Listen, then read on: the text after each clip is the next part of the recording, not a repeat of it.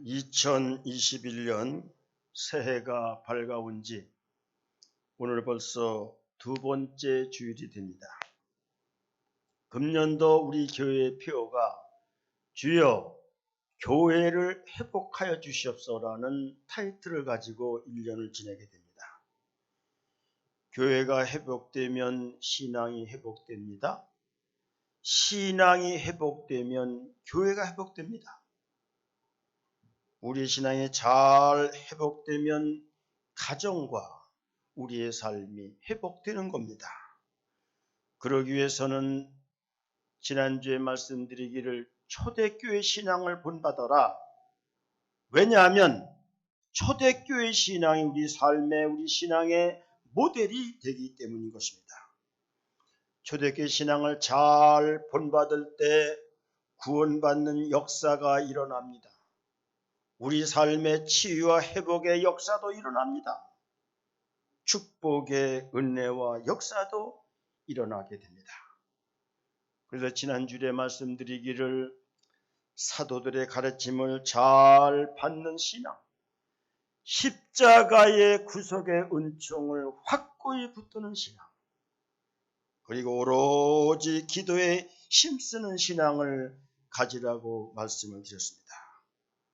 오늘은 이어서 사도행전 2장 43절부터 47절까지 말씀을 통하여 다시 한번 초대교회 신앙을 생각해 보자는 것입니다.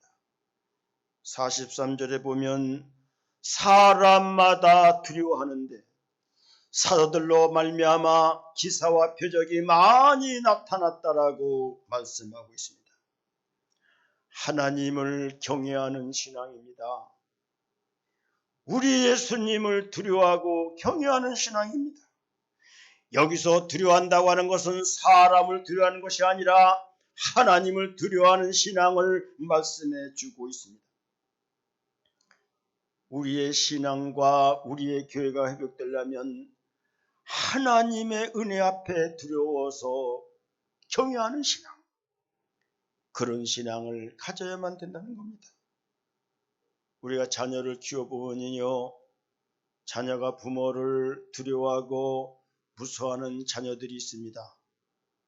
또는 부모를 우습게 여기고 두려워하지 않은 자녀가 있습니다. 내가 잘못을 저지르면 부모한테 혼나. 하루 동안 벌을 써야 돼요. 내가 잘못을 저지르면 매줄 맞고 쫓겨날 수밖에 없어. 이런 자녀는 늘 조심합니다. 바르게 살려고 삼가 두려워하며 조심합니다. 열심히 기도하고 또는 열심히 공부합니다. 부모에게 순종하는 삶을 살아갑니다. 그러나요, 부모를 두려워할 줄 모르는 사람은 제 맘대로입니다. 자기가 왕입니다. 부모를 우습게 여깁니다. 곱비 뿔린 송아지처럼 살아갑니다. 질서의식을 찾아볼 수 없는 혼돈의 사람이 되게 되는 것입니다. 여기서 두려워하다는 단어는 포보스라는 단어인데 놀람과 공포와 존경이라는 뜻을 갖고 있습니다. 하나님을 두려워하는 사람은 주일 예배를 못 드리면 하나님 앞에 죄송하는 마음이 들고 두려운 마음이 드는 겁니다. 11조를 못 드리면 마음에 불안이 생기는 거예요. 순종하지 못할 때 두려운 마음이 드는 거예요. 내가 알게 모르게 죄를 지었을지라도 내가 죄를 졌을 때 하나님 앞에 죄송하고 떨리고 두려운 마음을 갖는 사람이 하나님을 경외하는 신앙인 것입니다. 그런데 요즘 성도들이 예배를 드리지 못해도 두려운 줄을 몰라요. 교회를 몇 주 못 나와도 하나도 하나님 앞에 죄송한 줄을 모르는 사람이 있습니다. 죄를 지어도 불순종해도 교회를 대적해도 봉사를 안 해도 하나님 앞에 죄송한 줄 모르고 두려운지 모르는 사람들이 있다는 것입니다. 오히려요, 코로나 때문에 교회 못 나가면 좋고요, 편안해서 좋고요, 헌금 안 해서 좋고요, 이게 바른 신앙이냐고요. 내가 여기 이름 대기는 뭐하지만은 병원에 입원했다가 다음 주에 퇴원해야 되는데 한 주라도 더 빨리 교회를 가기 위해서 이렇게 퇴원해서 교회를 나온 그런 성도도 있습니다.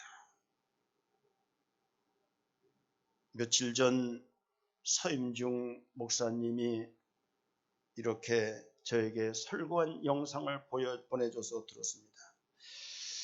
그런데요, 요 오송 하늘문교회 가까이 있는 교회에서 모셔다가 주일날 예배를 드렸는데 영상을 보내줘서 들었더니 포항의 어느 권사님입니다.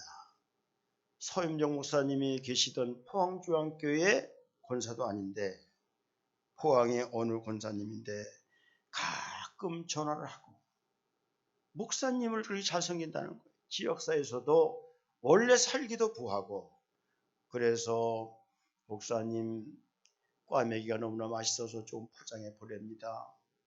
또는 뭐 여러 가지 새로운 이렇게 과일나서 보낸다 하면서 보내주는 분이신데 전화가 와가지고서 엉엉 울더라는 거예요. 83대 된 어른이.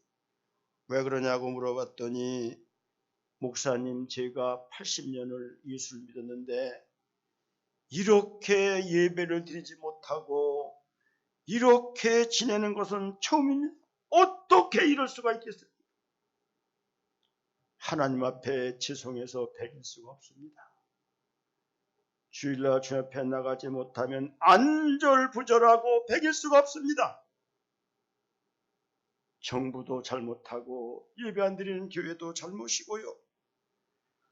어찌 우리가 예배를 드리지 않을 수가 있습니까? 일제치하에서도 어떤 때도 예배를 드렸는데 어찌 이럴 수가 있겠습니까? 엉엉 울면서 권사님이 전화를 했다는 거예요. 그래서 우리 목사님이 그런 얘기를 했다고 합니다. 권사님 존경합니다. 권사님 훌륭하십니다. 목사인 나보다 낫습니다. 이미 하나님이 권사님의 마음을 받아주셨습니다. 권사님 지금 그러시면은요, 그 교회가 영상 예배를 찍을 때 목사님한테 잘 말씀을 드려서 영상 예배 찍을 때 20명 이하인데 거기 가서 예배를 드리시고, 그렇게 하더라도 하나님 앞에 예배를 드리세요. 전화를 끊고서 가만히 생각해 보니까 목사인 본인이 부끄럽고, 요즘도 저렇게 뜨거운 성도가 있구나, 저렇게 하나님을 사모하는 사람이 있구나, 아직까지도 순수한 신앙이 있구나, 얼마나 감격스럽고 자랑스럽고 목사인 자기가 부끄럽다는 그런 설교를 하는 것을 제가 들었습니다. 예배를 드리지 못했을 때 두려워하는 마음이 하나님의 마음이에요. 성령이 마음에 있는 사람은 그런 마음이 드는 거예요. 내가 하나님 앞에 죄를 졌을 때에, 주님의 뜻을 이루어드리지 못했을 때에, 세상의 소금의 직분을 감당하지 못했을 때에 하나님 앞에 두려운 마음, 주님 앞에 적어도 죄송스러운 마음, 이것이 주님을 경외하는 마음이요, 하나님 마음에 합한 자세일 것입니다. 교회가 받은 사명은 교회를 세우는 것입니다. 그러므로 사도행전 10장에 보면은 초대교인들이 이방 땅에 가서 이방인들 가운데에 세워진 교회가 고넬료 가정교회인 것입니다. 그때 사도행전 10장에 보면 고넬료에 대해서 이렇게 말합니다.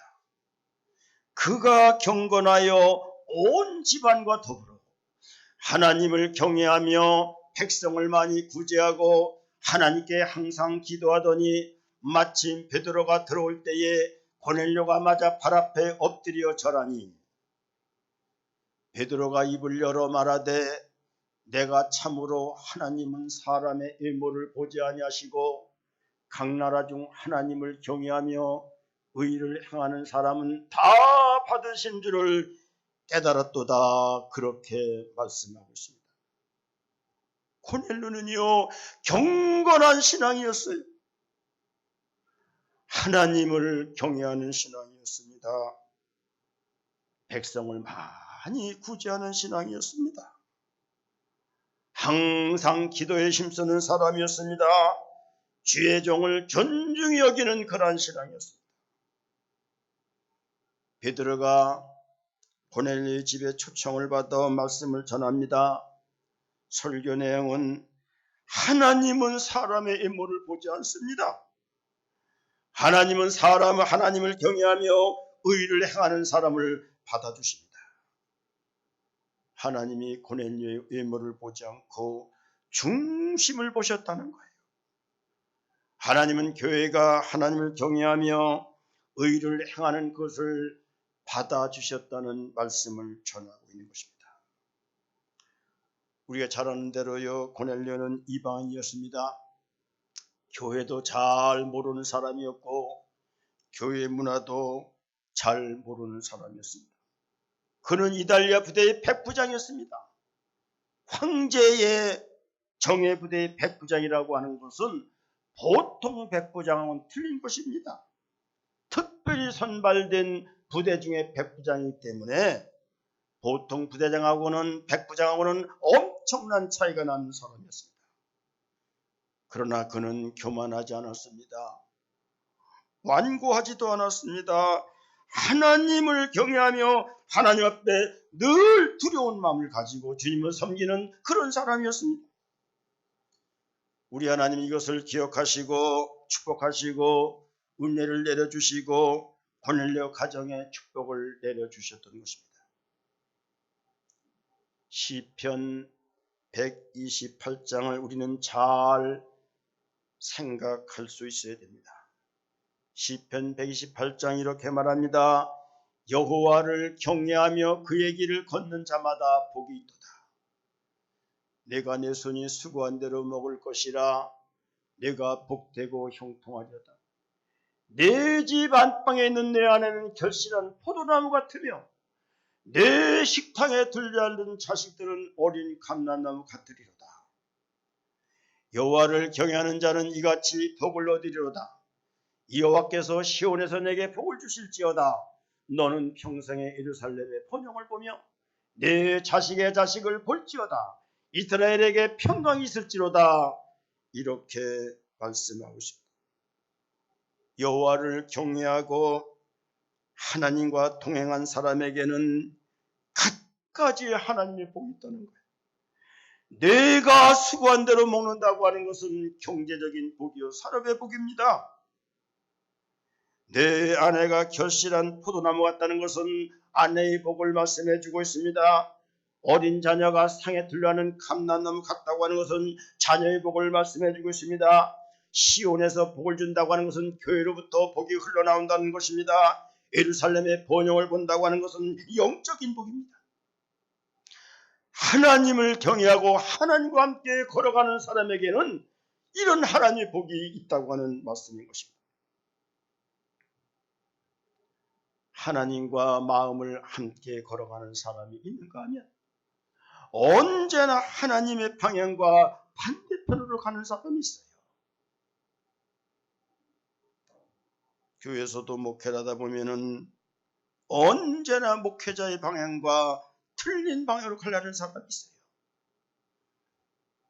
여러분, 안 된다는 사실을 꼭 알아야만 됩니다. 우리는 하나님을 잘 경외하고 하나님과 함께 방향을 맞춰 걸어가는 사람, 그것이 초대교회 신앙인 것입니다. 두 번째는 45절 내 재산과 소유를 팔아 각 사람의 소유를 나눠주며 말씀하고 있습니다. 초대교회는 하나님을 두려워하고 하나님 앞에 경외한 것뿐만 아니라 형제들을 사랑하고 이웃사랑을 몸소 실천했다고 하는 것을 말씀해 주고 있는 것입니다. 나눠주다는 단어는 디아미리조라는 단어인데 쪼개다, 분배하다, 나누다 그런 뜻이 있습니다. 하나님이 나에게 축복한 것을 쪼개고 이것을 분배하여 나눠준다는 말씀인 것입니다. 초대교회 성도들은 어려움 중에도 이웃을 돌아보며 형제사랑을 실천했습니다. 말로만이 아닙니다. 입술로만이 아닙니다. 오직 삶으로 하나님을 두려워하고 경외하는 신앙을 형제사랑으로 실천했다고 하는 것입니다.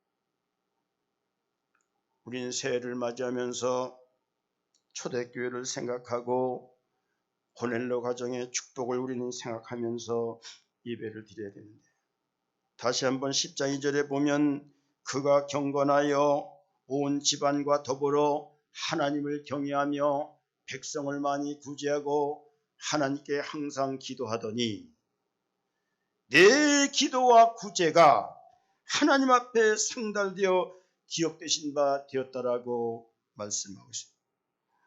우리의 신앙이 무엇이 하나님께 올라가는가? 경건한 신앙입니다.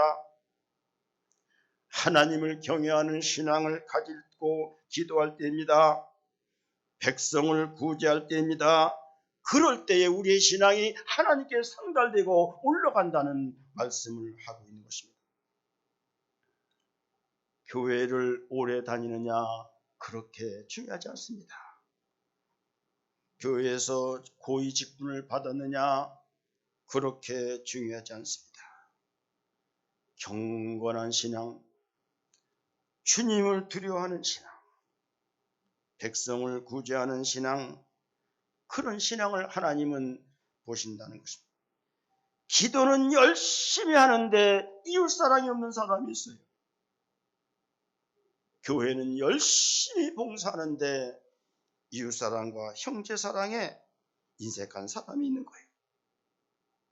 여러분, 러시아의 기독교 동방정교 천년이 왜 무너지고 공산주의가 되는가? 우린 역사적으로 잘 살펴봐야 됩니다.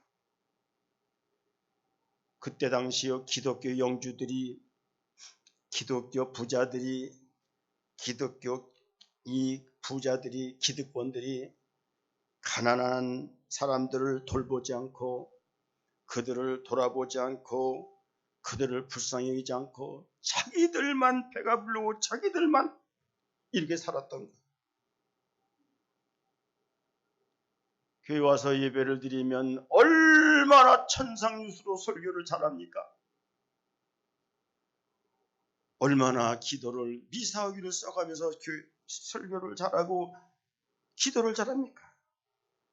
그런데 하나님 축복으로 주신 그런 것들 자기만 배불리고 가난한 자의 편에 서지 못하고 가난한 자를 짓밟아버린 그런 모습을 보면서 그들이 믿음은 뭐하는가? 이 교회 내에 하나님이 있는가? 가난한 자들이, 소장로들이 불만과 원망을 품기 시작합니다. 그때 공산주의자들이나 사회주의자들이 와서 유혹을 합니다. 우리를 따라오면 배불리 먹여주겠다. 똑같이 일해서 똑같이 나눠주겠다. 지상의 유토피아를 건설해주겠다. 그러니까 이 사람들이 교회에 하나님 없다.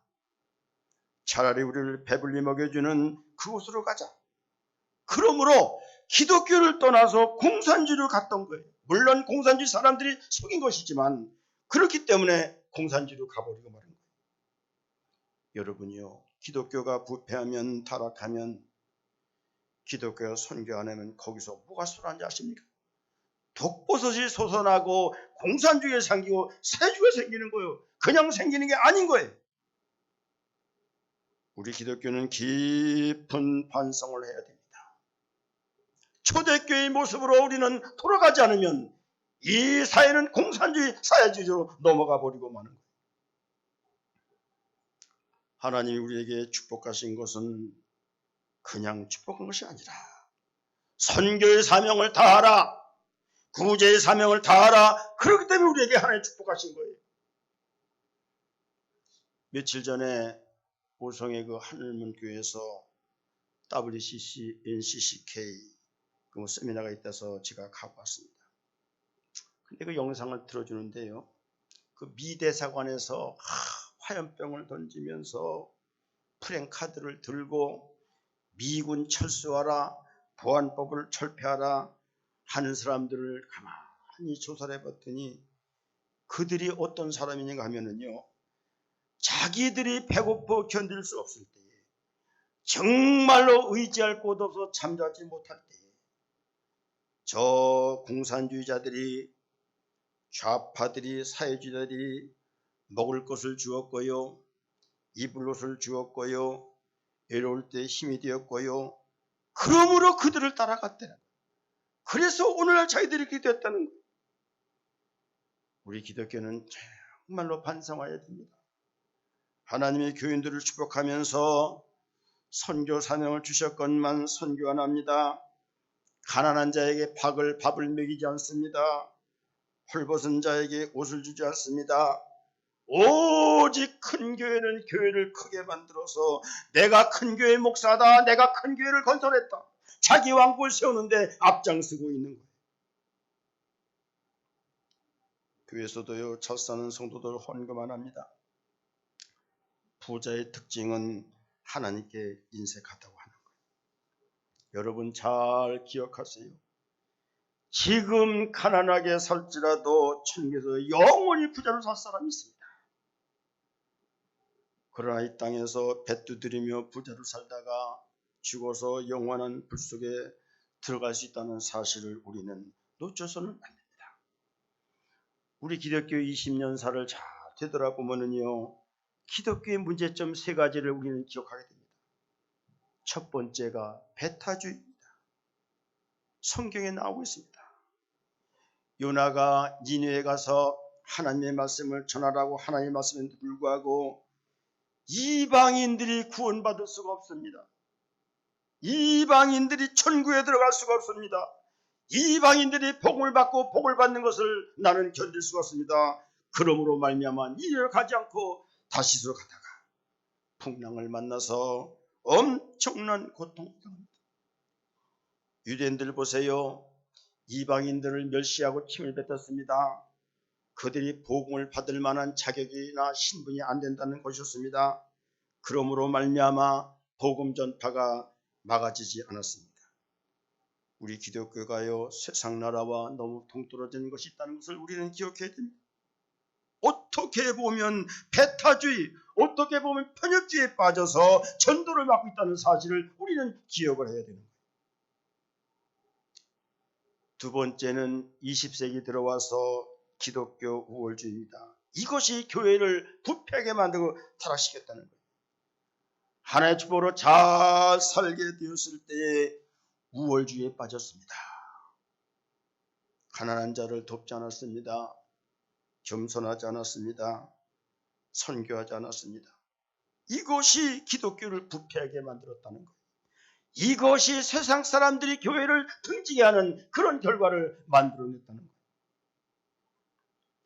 우리 서방 기독교들이 선교를 했을 때 많은 장점도 있지만은 우리는 잘못된 점을 우리는 생각해 봐야 됩니다.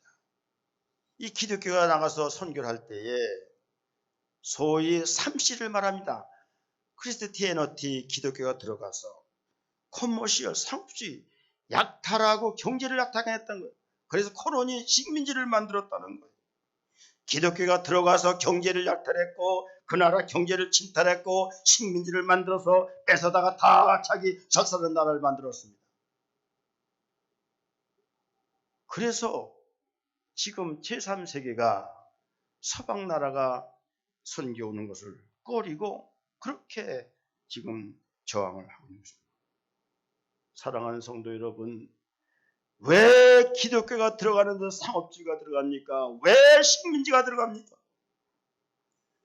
기독교가 들어가면은 선교라고는 미션이 들어가야 맞지 않습니까?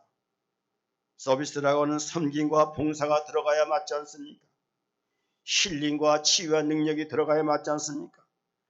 다음 세대 교육이 들어가야 맞지 않습니까? 그런데 선교를 잘못한 결과 이렇게 저항을 받고 전도를 받고 있다는 것입니다. 마지막 21세기 종교다원주의가 교회를 망하게 만들고 있습니다. 순수한 복음이 사라져나가요. 모든 복음의 빛이 다 지금 바래고 있어요. 이성이 앞서고 철학이 우선이고 정치가 먼저고, 그래서 교회가 상업화, 정치화, 세속화, 인반주의화 되어가고 있는 것입니다. 동성애나 차별금지법 찬성하는 사람들, WCC, NCCK, WA 다 종교주의요, 다 세속화요, 다 정치화요, 다 인본주의인 것입니다. 순수한 복음을 말하는 사람을 꼰대로 몰아붙이고 극우 꼴통으로 지배버리고 시대에 뒤처진 사람으로 보고 막힌 사람으로 보는 이 시대착오적인 분별력이 없는 시대에 우리는 살아가고 있는 것입니다.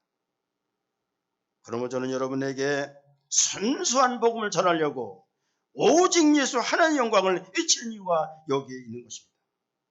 45절 다시 봅니다. 또 재산과 소유를 팔아 각 사람의 필요를 나눠주며, 우리 이 말씀을 잘 기억해야 됩니다. 요즘 수요일날 7시 반에 피택장로 교육을 하는데 많이 비전을 나누고 같이 동기부여를 받습니다. 제가 이런 것을 얘기하면서 여러분들이 장로가 되고 이렇게 하면은, 지금 우리 교회가 여러 가지 힘들어서 선교를 제대로 못하지만 제가 이제 나이가 들어서 은퇴를 하고 젊은 목사를 잘 모셔다가 교회가 성장할 것이다. 그러면 교회가 선교하는 교회가 되어라.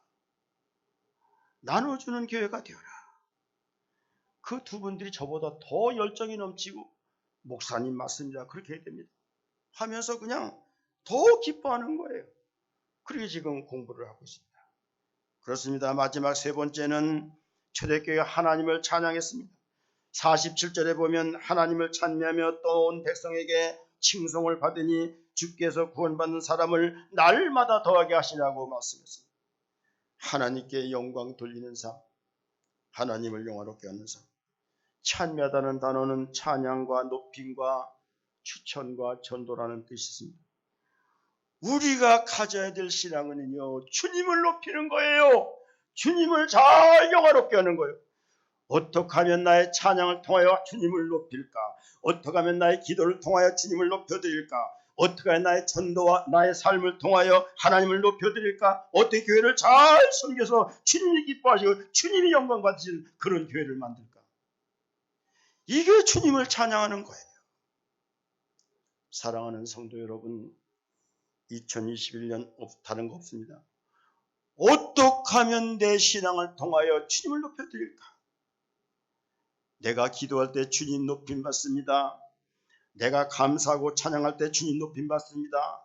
내가 이웃을 사랑하고 교회 이웃을 섬길 때 주님 높임 받습니다.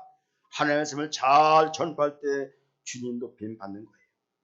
이 신앙이 초대교회 신앙인 것입니다. 그런 의미에서 우리는 청교도 신앙을 잘 되돌아봐야 됩니다. 신앙의 자유를 찾아 메이플라워를 타고 죽음을 각오하고 아메리카 대륙의 보스턴에 도착합니다. 추위로 많은 사람들이 죽었습니다. 얼어 죽었습니다. 굶어 죽었습니다. 병들어 죽었습니다. 와서 인디언들의 도움을 받아서 옥수수 농사를 지었는데 잘 되질 않았어요. 별로 수확을 하지 못했어요. 그래도 청교도는 하나님 앞에 감사를 드렸습니다. 하나님을 높여드렸습니다. 찬양했으며 영광을 드렸습니다. 이것이 오늘의 추수감사절의 기원이 되고 있는 것입니다. 사랑하는 성도 여러분, 어떻게 하면 주님을 높여드릴까? 우리 신앙의 모델은 초대교회 신앙이 됩니다. 그랬을 때 하나님께서 교회를 회복시켜 주시고, 우리의 신앙이 회복되면 하나님께서 아까 시편 128편의 축복이 우리에게 다가온다는 사실을 꼭 기억하시고 2021년 믿음으로 살아서 주님을 높여드려서 하나님의 영광이 여러분들 가정과 여러분들 기업과 여러분들 모든 자녀에 넘치는 역사가 있기를 주님의 이름으로 축복을 드립니다. 아멘. 사랑하는 하나님 아버지, 감사합니다. 2021년 벌써 둘째 주를 맞았습니다. 우리의 신앙의 모델은 초대교회입니다. 초대교회 같이 기도에 힘쓰고 이웃사랑에 힘쓰고 또는 주님께 찬양과 영광을 돌리고 어떻게든지 주님 마음에 합당하고 주님을 높여서 시편 28편에 하나님의 놀라운 복이 우리 가정들 모든 자녀들 모든 삶 위에 넘쳐나는 한 해가 되도록 은혜 주시기를 간절히 바라고 원하며 다시 오실 우리 주 예수님 이름으로 기도드리옵나이다. 아멘.